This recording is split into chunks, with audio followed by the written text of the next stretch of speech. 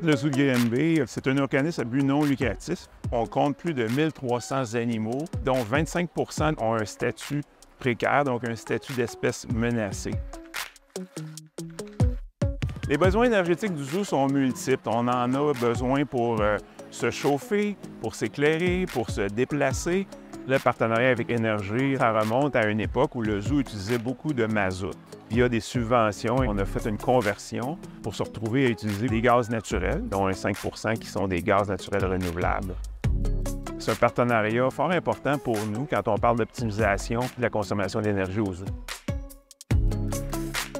Évidemment, notre mission le dit, agir pour préserver le monde animal. Alors, on se doit aussi d'agir au niveau de l'environnement, donc dans la gestion des déchets organiques. On a un objectif qu'ultimement, tous les déchets organiques, on veut qu'ils soient valorisés, qu'ils soient réutilisés.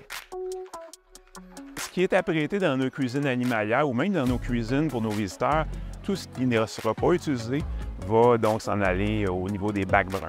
Les animaux vont générer évidemment plusieurs matières fécales. On va le valoriser, donc il est récupéré par des agriculteurs de la région qui vont s'en servir ensuite ça comme engrais naturel pour les potagers.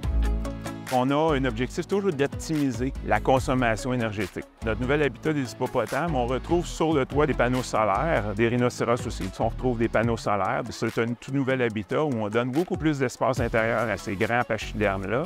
On parle aussi de notre pavillon aquatique au niveau de l'aquarium en Océanie aussi, qui a un mur complet qui est un mur solaire. Donc, c'est par un processus d'échange de chaleur avec les rayons du soleil qu'on va venir chauffer ce bâtiment-là.